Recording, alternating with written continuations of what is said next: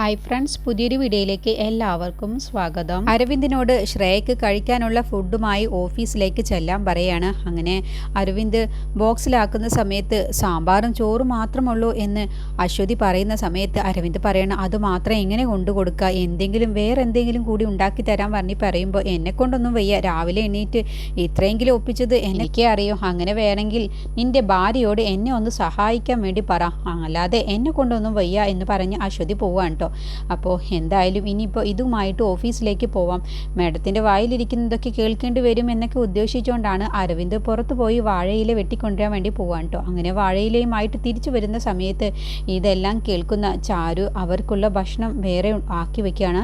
അവിയലും ഉപ്പേരിയും പപ്പടവും അങ്ങനെ എല്ലാ വിഭവങ്ങളും ബോക്സിലാക്കി വെക്കുകയാണ് കേട്ടോ. അപ്പോൾ അരവിന്ദ് ഇതെല്ലാം ഒളിഞ്ഞു നിന്ന് കാണുന്നുണ്ട്. അപ്പോൾ ചാരു ഇങ്ങനെ കാണിക്കുന്നത് കാണുമ്പോൾ എന്തായാലും മാഡത്തിൻ്റെ മുന്നിൽ എനിക്കൊന്ന് ആളാവാം, ഇന്ന് ഞങ്ങൾ രണ്ടുപേരും സൂപ്പറായിട്ട് ഭക്ഷണം കഴിക്കുമെന്നൊക്കെ മനസ്സിൽ ഉദ്ദേശിച്ച് നിൽക്കാണ്ട്. അങ്ങനെ ചാരു വെള്ളം എടുത്തുകൊണ്ട് ബാലനും രമേശനും അനുവും കൂടി ഭക്ഷണം കഴിക്കുന്ന ആ ടേബിളിൻ്റെ അവിടേക്ക് പോവുകയാണ്. എന്നിട്ട് അരവിന്ദ് ഇതെല്ലാം ആക്കിയതിൻ്റെ സന്തോഷത്തിൽ ഒരു ബാഗിലാക്കിയിട്ട് അരവിന്ദ് നേരെ ഓഫീസിലേക്ക് പോകാൻ ഒരുങ്ങാൻ കേട്ടോ. എന്നിട്ട് ബാലൻ കേൾക്കാൻ വേണ്ടി ഉറക്കെ പറയുകയാണ്, ഞാൻ എൻ്റെ മേഡത്തിന് ഭക്ഷണവുമായിട്ട് ഓഫീസിലേക്ക് പോവുകയാണ്, ഞങ്ങൾ രണ്ടുപേരും ഒരുമിച്ച് സന്തോഷത്തോടു കൂടി ഒരുമിച്ച് ഭക്ഷണം കഴിക്കും, അതിൻ്റെ ഇടയ്ക്ക് ഞങ്ങളെ ആരെയും ഫോൺ വിളിച്ച് വെറുതെ ശല്യപ്പെടുത്തരുത് എന്നൊക്കെ ഉറക്കെ പറയാണ്ട് അവരെ തട്ടിച്ചുകൊണ്ടാണ് പറയുന്നത്. അപ്പോൾ ഹേമ പറയാണ്, എടാ കൂടുതൽ സംസാരിക്കാതെ നീ പെട്ടെന്ന് പൊന്നുവിന് ഭക്ഷണവുമായിട്ട് ചെല്ല്, പൊന്നുവിനിപ്പോൾ നന്നായിട്ട് വിശക്കുന്നുണ്ടാവും എന്ന് പറഞ്ഞ് അരവിന്ദിനെ പറഞ്ഞു വിടണം. ബാലൻ ചാരുവിനോട് ചോദിക്കുകയാണ്, മോളെ ഇന്ന് ആകാശ് ഭക്ഷണം കഴിക്കാൻ വരുമോ എന്ന് ചോദിക്കുമ്പോൾ ഇന്ന് കുറച്ച് നേരത്തെ വർക്ക് കഴിയുമെന്നാണ് പറഞ്ഞത്, എന്തായാലും ഞാൻ ഓഫീസിലേക്ക് കൊണ്ടുകൊടുത്തോളാം ബാലമാമേ,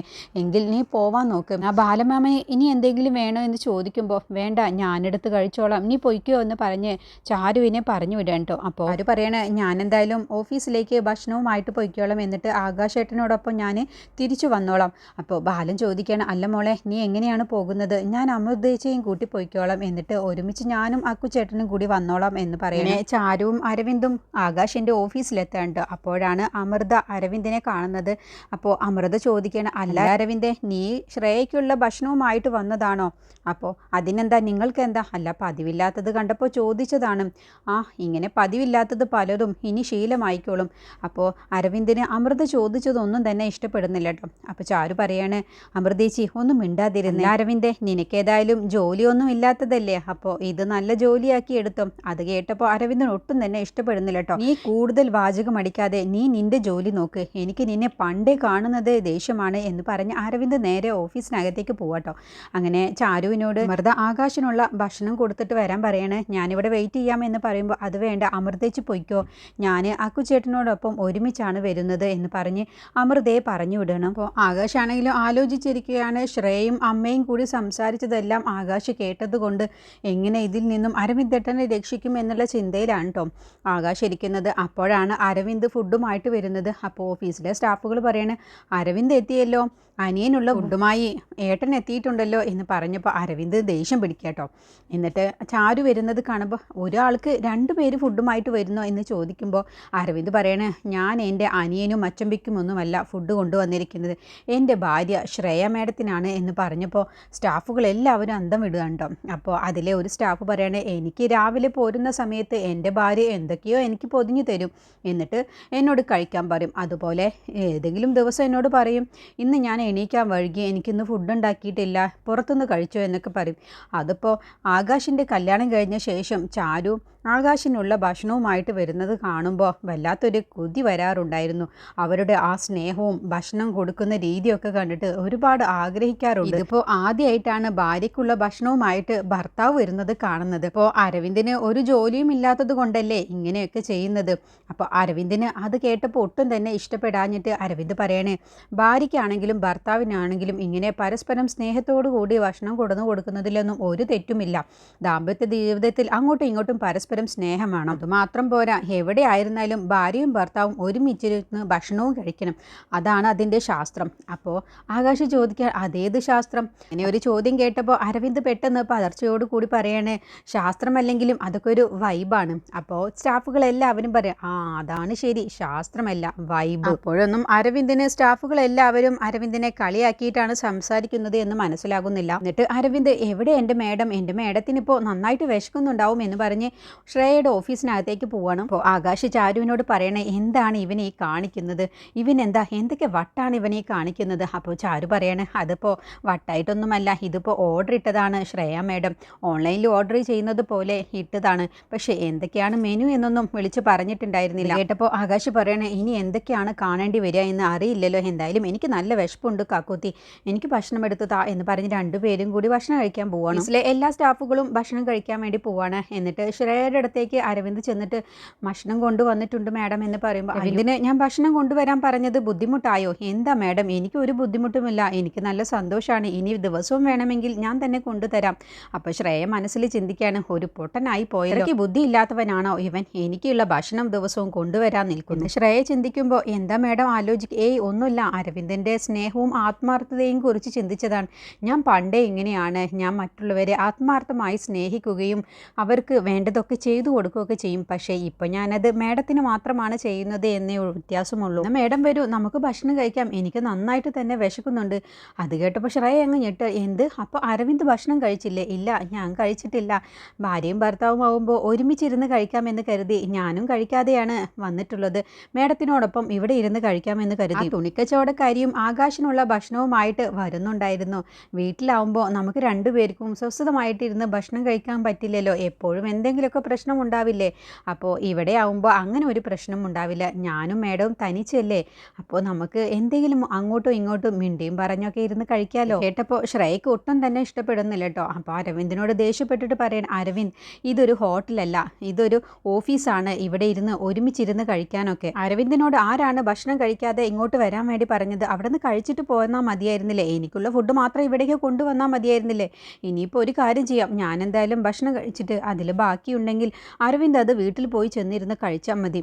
അത് കേട്ടപ്പോൾ അരവിന്ദിൻ്റെ കണ്ണുകളൊക്കെ നിറയുകയാണ്. എന്നിട്ട് ശ്രേയ എല്ലാ സ്റ്റാഫുകളും ഒരുമിച്ച് ഭക്ഷണം കഴിക്കുന്ന ആ സ്ഥലത്തേക്ക് പോവാണ് കേട്ടോ. എന്നിട്ട് അരവിന്ദിനോട് ഭക്ഷണം വിളമ്പി കൊടുക്കാനൊക്കെ പറയാണ്. അപ്പോൾ ദിലീപ് അവിടെ നിൽക്കുമ്പോൾ, ദിലീപ് പോയിക്കോ, എൻ്റെ കാര്യങ്ങളൊക്കെ നോക്കാനിപ്പോൾ അരവിന്ദ് ഉണ്ടല്ലോ എന്ന് പറഞ്ഞ് ദിലീപിനെ പറഞ്ഞു വിടുകയാണ് കേട്ടോ.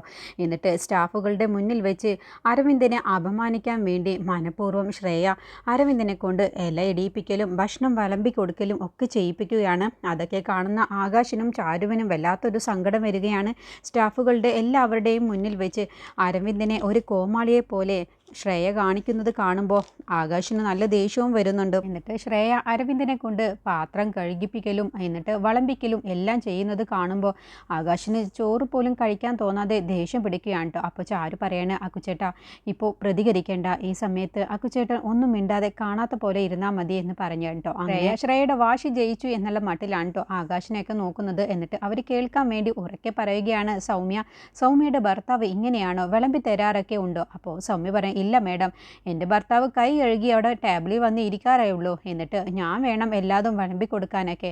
അപ്പോൾ ശ്രേയ പറയണം, എന്നാൽ സൗമ്യ, എൻ്റെ ഭർത്താവ് അങ്ങനെയല്ല, വെയിലായാലും മഴയായാലും ഇതുപോലെ എനിക്ക് ഭക്ഷണം കൊണ്ടുതരും, എന്നിട്ട് ഇതുപോലെ എന്നെ ഭക്ഷണം കഴിപ്പിക്കുകയും ചെയ്യും. അപ്പോൾ ശ്രേയ അരവിന്ദിനെ ഇങ്ങനെ സുഖിപ്പിക്കുന്ന വർത്തമാനങ്ങൾ പറയുകയാണ്. അതെല്ലാം കണ്ണും പൂട്ടി വിശ്വസിക്കുന്ന അരവിന്ദ് ശ്രേയ പറയുന്ന വാക്കുകളൊക്കെ കേൾക്കുമ്പോൾ, എന്നെ പുകഴ്ത്തി സംസാരിക്കുകയാണല്ലോ ശ്രേയ മേഡം, എന്നോട് എന്ത് സ്നേഹമാണ് എന്നുള്ള ഭാവത്തിലാണ് കേട്ടോ അരവിന്ദ് ഇതൊക്കെ കേട്ടും കൊണ്ട് പുഞ്ചിരിച്ചോട് നിൽക്കുന്നത്. ശ്രേയ അരവിന്ദിനെ അത്രയും തരം താഴ്ത്തുകയാണെന്നുള്ളതൊന്നും അരവിന്ദിന് മനസ്സിലാകുന്നില്ല. പക്ഷേ കാണുന്ന സ്റ്റാഫുകൾക്കും ആകാശിനും ചാരുവിനും ഒക്കെ മനസ്സിലാകുന്നുണ്ട്. ശ്രേയ പറയാണ്, ആർക്ക് കിട്ടും അരവിന്ദിനെ പോലത്തെ ഒരു ഭർത്താവിനെ, എന്ത് സ്നേഹമാണെന്നും.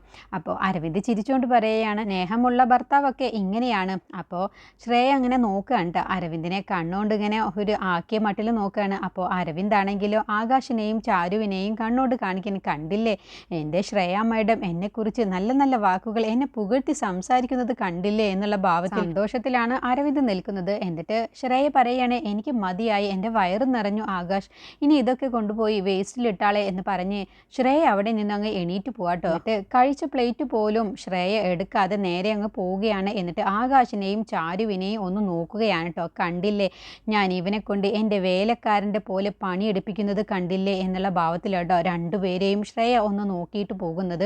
അപ്പോൾ ആകാശ് വല്ലാതെ വിഷമിക്കുകയാണ്. അരവിന്ദിനെ കൊണ്ട് ഒന്നിനും പറ്റാത്തവനായിട്ട് സൃഷ്ടിക്കുന്നത് കാണുമ്പോൾ ആകാശിനും ചാരുവിനും വല്ലാത്ത വിഷമം വരികയാണ്. പക്ഷേ ഇതൊന്നും തന്നെ അരവിന്ദ് മനസ്സിലാക്കുന്നില്ലല്ലോ എന്നുള്ള വിഷമത്തിലാണ്. അങ്ങനെ അരവിന്ദ് ശ്രേയ കഴിച്ച എച്ചിലുകളെല്ലാം തന്നെ പ്ലേറ്റിലേക്ക് തട്ടിയ ശേഷം അത് കഴുകാൻ വേണ്ടി അങ്ങ് പോവുകയാണ് കേട്ടോ. അപ്പോഴൊക്കെ ശ്രേയ ജയിച്ചു എന്നുള്ള മട്ടിലാണ് ആകാശിനെയും ചാരുവിനെയും നോക്കുന്നത്. എന്നിട്ട് ആകാശ് ഭക്ഷണം കഴിക്കാതെ എണീക്കുന്നത് കാണുമ്പോൾ ചാരു പറയാണ്, അക്കുച്ചേട്ടൻ ഒന്നും കഴിച്ചില്ലല്ലോ, എന്താ കഴിക്കാത്തത്? എനിക്ക് വേണ്ട, എനിക്ക് വിശക്കുന്നില്ല. എന്നിട്ട് ആ പ്ലേറ്റ് എടുക്കുന്ന സമയത്ത് ചാരു പറയാണ്, അക്കുച്ചേട്ടൻ ആ പ്ലേറ്റ് എടുക്കണ്ട, ഞാൻ എടുത്തോളാം എന്ന് പറയുമ്പോൾ അത് വേണ്ട, അവനവൻ കഴിച്ച പ്ലേറ്റ് അവനവൻ തന്നെ എടുക്കാതെ മറ്റുള്ളവരെ കൊണ്ട് കഴുകിപ്പിക്കുകയല്ല വേണ്ടത് എന്ന് പറയട്ടോ. അങ്ങനെ അരവിന്ദ് വിഷമത്തോടു കൂടിയാണ് ശ്രേയയുടെ പ്ലേറ്റൊക്കെ ആയിട്ട് തിരിച്ചു വീട്ടിലേക്ക് പോകാൻ ഒരുങ്ങുന്നത്. അങ്ങനെ കൈ കഴുകി വന്ന ശേഷം ചാരുവും ആകാശും കൂടി സംസാരിക്കുകയാണ്. എന്നിട്ട് ആകാശ് പറയണേ, കണ്ടില്ലേ അവളുടെ ഒരു അഹങ്കാരം, സ്വന്തം ഭർത്താവിനെ ഒരു വേലക്കാരനെ പോലെയാണ് എല്ലാ ജോലികളും ചെയ്യിപ്പിക്കുന്നത്. അങ്ങനെ അരവിന്ദിനെ കുറിച്ച് സംസാരിക്കുമ്പോഴാണ് അരവിന്ദ് വരുന്നത്. അപ്പോൾ ചാരുവും ആകാശവും ഒരുമിച്ച് നിൽക്കുന്നത് കാണുമ്പോൾ അരവിന്ദ് ഒന്നും മിണ്ടാതെ ബൈക്ക് എടുത്തേണ്ട പോവാണ് കേട്ടോ. എന്നിട്ട് ആകാശ് പറയണേ, കണ്ടില്ലേ കാക്കുത്തി, അവന് ഇപ്പോഴും ശ്രേയ എല്ലാവർക്കും മുന്നിൽ അരവിന്ദിനെ നാണം കെടുത്തിയതാണ് എന്ന് പോലും മനസ്സിലാക്കാതെ അവൻ്റെ മുഖത്ത് ഒരു ഭാവവ്യത്യാസവും ഇല്ലാതെയാണ് അവൻ പോകുന്നത്. അപ്പോൾ ചാരു പറയണേ, അരവിന്ദേട്ടൻ ബുദ്ധി ഇല്ലാത്തവനാണെന്നൊന്നും അക്കുചേട്ടൻ വിചാരിക്കേണ്ട, അരവിന്ദേട്ടന് നല്ല ബുദ്ധിയുണ്ട്, അരവിന്ദേട്ടന് നല്ല വിഷമമായിട്ടുണ്ട്, പക്ഷെ അത് പുറത്ത് കാണിക്കാതിരിക്കുകയാണ്. അരവിന്ദേട്ടൻ്റെ വാശിയല്ലേ ചീഫ് എഞ്ചിനീയറുടെ ഭർത്താവായി ജീവിക്കണം എന്നുള്ളത്, അതിൻ്റെ പേരിലാണ് ഇതൊക്കെ ഇങ്ങനെ കാണിച്ചിട്ടും എന്ത് സഹിക്കുന്നതും. അപ്പോൾ ആകാശ് പറയണ, അതൊരിക്കലും നടക്കില്ല കാക്കൂത്തി, അതെന്താ അക്കുചേട്ടൻ അങ്ങനെ പറഞ്ഞത്? അതൊക്കെയുണ്ട്, എല്ലാം പറയാം എന്ന് പറഞ്ഞോട് ആകാശ് എല്ലാ കാര്യവും അങ്ങ് പറഞ്ഞു കൊടുക്കുകയാണ്. ശ്രേയയുടെ അമ്മയും കൂടി സംസാരിച്ചത് എല്ലാം തന്നെ ആകാശ് പറഞ്ഞത് കേട്ടപ്പോൾ ചാരു അങ്ങ് ഞെട്ടിപ്പോവാണ്. ചാരു പറയണ, അക്കുച്ചേട്ടാ അവളുടെ ആഗ്രഹം ഒരിക്കലും നടക്കാൻ പോകുന്നില്ല, അവള് നമ്മുടെ വീട്ടിലെ മരുമകളായി അരവിന്ദേട്ടൻ്റെ ഭാര്യയായി അവളെ കൊണ്ട് നമ്മൾ ജീവിതം തുടങ്ങിപ്പിക്കും. അതിനുള്ള വഴിയാണ് ഇനി നമ്മൾ കാണേണ്ടത്, അതിനുള്ള എല്ലാവിധ കാര്യങ്ങളും നമ്മൾ ഇനി മുതൽ ചെയ്യണമെന്ന് പറയട്ടോ. അങ്ങനെ എന്താണ് നീ ഉദ്ദേശിക്കുന്നത്? അതൊക്കെയുണ്ട് അക്കുച്ചേട്ടാ, അവളെ നമ്മളെ വീട്ടിലെ നല്ലൊരു മരുമകളാക്കി അരവിന്ദേട്ടൻ്റെ ഭാര്യയാക്കി ആ വീട്ടിലെ മൂത്ത മരുമകളായിട്ട് അവളെ ജീവിപ്പിക്കും, അതിനുള്ള വഴിയൊക്കെ എനിക്കറിയാം അക്കുച്ചേട്ടാ എന്ന് പറഞ്ഞിട്ടാണ് കേട്ടോ ചാരു അവിടെ നിന്ന് പോകുന്നത്. അപ്പോൾ ചാരുവിനോട് ആകാശ് പറയണേ, എന്തായാലും എനിക്കിപ്പോൾ നിന്നോടൊപ്പം വരാൻ കഴിയില്ല, എനിക്ക് ഓഫീസിൽ കുറച്ചധികം പണിയുണ്ട്, അതുകൊണ്ട് ചാരു നീ ഇപ്പോൾ ഒരു ഓട്ടോ വിളിച്ചു പോ, ഞാൻ എന്തായാലും എനിക്കൊരു ഓട്ടോ വിളിച്ചു തരാം എന്ന് പറയുമ്പോൾ വേണ്ട അക്കുച്ചേട്ടാ, ഞാൻ തന്നെ പോയി വിളിച്ചോളാം, എൻ്റെ ജോലി എന്തായാലും നടക്കട്ടെ എന്ന് പറഞ്ഞ് ആകാശ് ഓഫീസിലേക്ക് പോവാട്ടെ. അങ്ങനെ ചാരു നടന്നു പോകുമ്പോഴാണ് അരവിന്ദ് അപ്പുറത്ത് ബൈക്ക് നിർത്തിയിട്ട് വിഷമത്തോടു കൂടി ആലോചിച്ച് നിൽക്കുന്നത് കേട്ടോ. അങ്ങനെ ചാരു അരവിന്ദിൻ്റെ അടുത്തേക്ക് ചെല്ലുകയാണ്. എന്താ അരവിന്ദേട്ടാ ഇവിടെ നിൽക്കുന്നത്? അപ്പോൾ അരവിന്ദ് ചാരുവിന് മുഖം കൊടുക്കാതെ കണ്ണ് തുടച്ചുകൊണ്ട് അങ്ങ് മാറിപ്പോവാൻ നിൽക്കുമ്പോൾ, അരവിന്ദേട്ട ഒന്ന് അവിടെ നിന്നേ, എനിക്ക് ചില കാര്യങ്ങൾ പറയാനുണ്ട് എന്ന് പറഞ്ഞ് അരവിന്ദിൻ്റെ മനസ്സിൽ തട്ടുന്ന ശ്രേയയെക്കുറിച്ചുള്ള ചില കാര്യങ്ങൾ അങ്ങ് പറയുന്നുണ്ട് കേട്ടോ. അത് കേട്ടപ്പോൾ അരവിന്ദ് അങ്ങ് ഞെട്ടിപ്പോകുന്നുണ്ട്. ചാരു പറയുന്നതിലും സത്യമുണ്ട് എന്നുള്ള ഭാവത്തിൽ കേട്ടോ. അതിനെക്കുറിച്ചുള്ള റിവ്യൂ അടുത്ത വീഡിയോയിൽ പറയാം.